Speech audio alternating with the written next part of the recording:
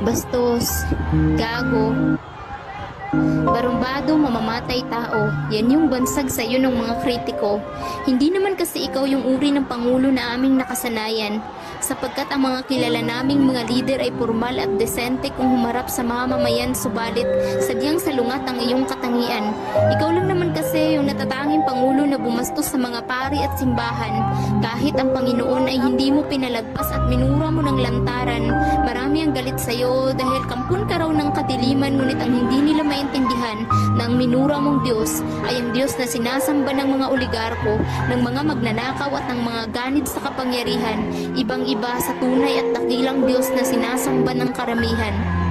Hindi man kami laging sangayon sa iyong pananalita, ngunit labis kaming nagpapasalamat sa nagsusumigaw mong mga gawa. Oo, minsan hindi maganda ang iyong imahe sa publiko, ngunit sa kabila ng lahat ay di may pagkakailang labis kang minamahal ng milyon-milyong mga Pilipino. Ikaw lang naman kasi yung bastos na nagmulat sa aming mga mata, ang naglantad ng mga kasinungalingan at pang-aabuso ng media, ang sinasabi nilang gago pero siya rin pumuksa sa mga iligal na droga, ang naglinis at tumapos ng problema hinggil sa tanimbala, ang barumbado na nagpahina sa puwersa ng mga terorista, ang patulog-tulog lang daw pero maraming naipatayong infrastruktura, at ang sinasabi nilang tamad na presidente pero kay raming nagawa sa gitna ng pandemya. Ikaw yung bastos pero malaki ang respeto sa kalikasan. Sa pagpapalinis ng Boracay at Manila Bay ay paulit-ulit ka naming pasasalamatan. Ikaw yung sinasabing mamamatay tao, ngunit magandang bukas ng kabataan ang ipinaglalaban. Marami man ang galit dahil wala ka raw pakialam sa karapatang pantao. Oo, karapatan ng mga kriminal na napapatay ng mga pulis at sundalo dahil para sa'yo, mas mahalaga ang buhay ng bawat inosenteng Pilipino. Kapag may napapatay ng mga kriminal at terorista sa bakbakan, ang iyong mga kritiko ay nagsisilabasan, gumagawa ng ingay sa social media at nagpoprotesta sa mga daan. Pero kay sakit sa pakiramdam, natikom ang kanilang mga bibig kapag ang napapatay ay ang mga pulis at kasundaluhan. Ikaw lang yung leader na may pakialam, ang pangulo na nagpakita ng pagmamahal sa mga sundalo at mga kapulisan, ang nagbigay ng malasakit sa mga Pilipinong ng ibang bayan, ang presidente na tumugon sa hinagpis ng mga magulang, ang nagbigay daan sa pagsuko ng libu-libong mga terorista, at ang nagsilbing tulay sa pagbabagong buhay ng mga kabataang nalulung sa iligal na droga. Hindi sapat ang ilang taon mong panunungkulan, itinaas mo ang pamantayan ng isang lider na dapat ay humahawak sa pinakamataas na kapangyarihan. Pero sabi nga nila na mas mabuti na yung nabigyan mo kami ng kahit 6 na taon kaysa sa hindi man lang... Hello Canada, I just want to say everything that's going on in the Philippines right now is a travesty with Duterte. When I went to the Philippines, the reason the country was so beautiful is how clean. We were able to walk on the streets feeling safe. There was no violence I didn't see. I didn't see any drug dealers. You know, yes, there's a little bit of poverty, but it's been cleaned up completely. The beaches have been cleaned up. You're not even allowed to step on a beach down there with food or alcohol because they want to preserve the quality. This was done under Duterte. The drugs were taken off the street under Duterte. The murderers were taken off the streets under Duterte. The rapists were taken off the streets under Duterte. And now we're prosecuting a man that was brave enough to stand up and actually do something on the war on drugs, the war on criminals. We need to stop protecting our criminals. We need to stop protecting our drug dealers, rapists, and murderers. Duterte. I stand for Duterte here in Canada.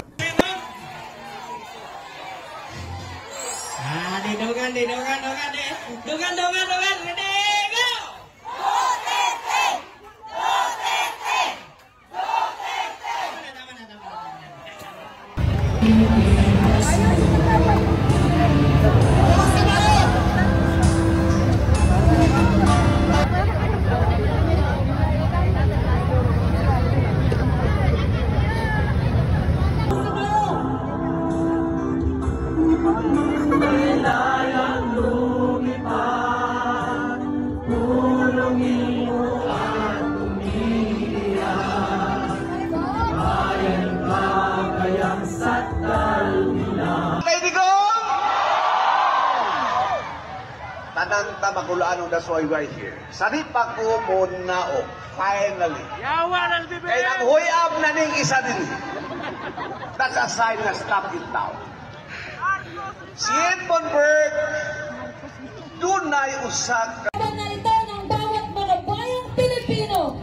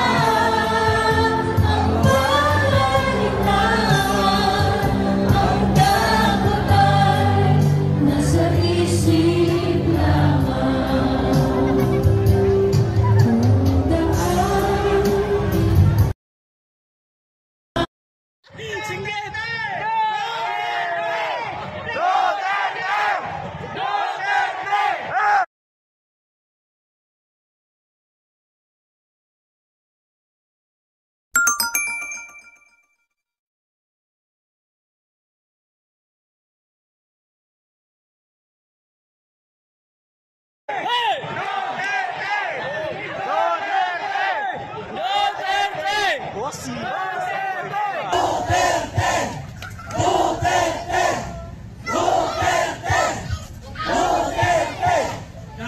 salamat mga kaigsuunan. Ang akong paghatay karon paparod agig tubag sa panawagan sa atong nasod, ilapin na sa pagtubag sa panawagan. Concern is human rights. Mine is human life. And then a hero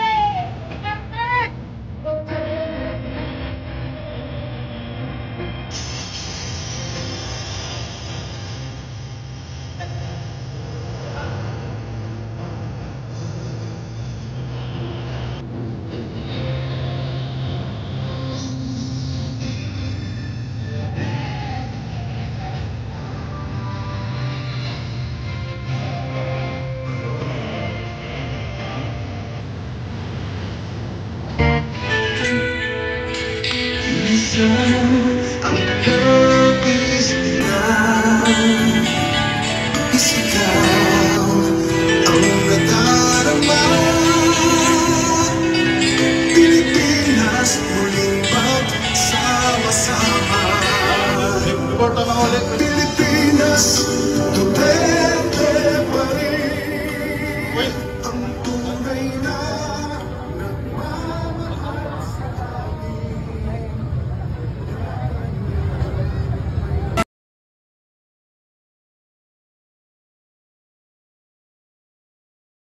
Popoy, upusan lang ninyo. Totoo yan.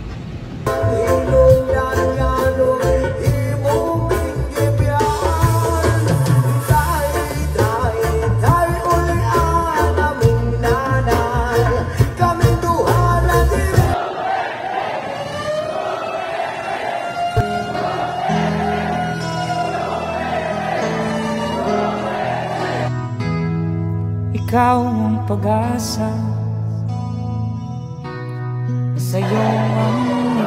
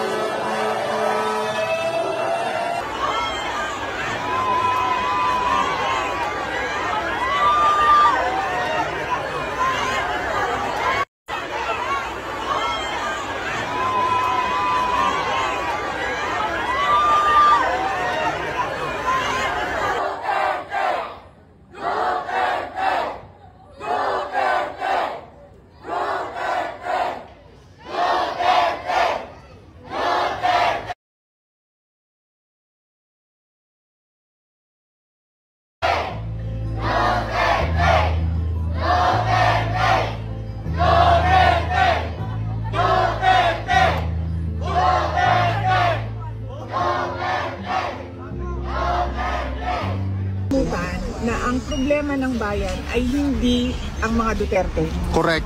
Tama po. Ang totoong problema ng bayan, kayong lahat nandito kayo, nakikipagsapalaran kayo sa ibang bansa dahil walang oportunidad doon sa ating bansa. Patuloy ang kahirapan, Check. patuloy ang kagutuman, patuloy na walang nangyayaring kaunlaran.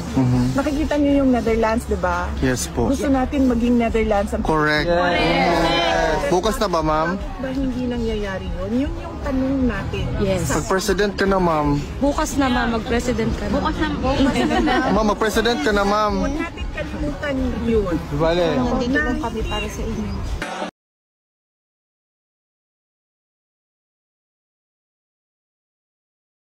Lord, ayuha ang among yuta sa Pilipinas. Aniya ang mga kasimbahanan, Lord, misuporta sa among mga pagampo. Dungga ang among pagpangamuyo, niningagabiyon. Dungga ang among pagtuaw. Na imong ataga justisya ang among former president na si Tatay Digong. Among ginagkot ang kandila, Ginoo. Ingon nga nagkapresidente. Adik sa Pilipinas, only in the Philippines. Mas may concern sila sa mga adik kesa pumupuksa ng mga adik. Only in the Philippines. Pag napatay mo ang mga adik, ikaw ang iimbestigahan at kakasuhan. Only in the Philippines, may malaking imbestigasyon sa mga napatay na adik, pero walang imbestigasyon sa mga biktima ng mga adik. Kung sa ibang bansa, bitay agad ang hatol pag nahulihan ka ng droga sa Pilipinas. Basta mapera ka o may backer kalaya ka. Kapag normal na tao, nagsasabi ng sana all. Pero pag adik, sana foy. Here because I love my country and I love the people of the Philippines. Ikaw at ako, tayong lahat kay Rodrigo Duterte. Para sa Visayas at pagbabago. To every community throughout the regions and across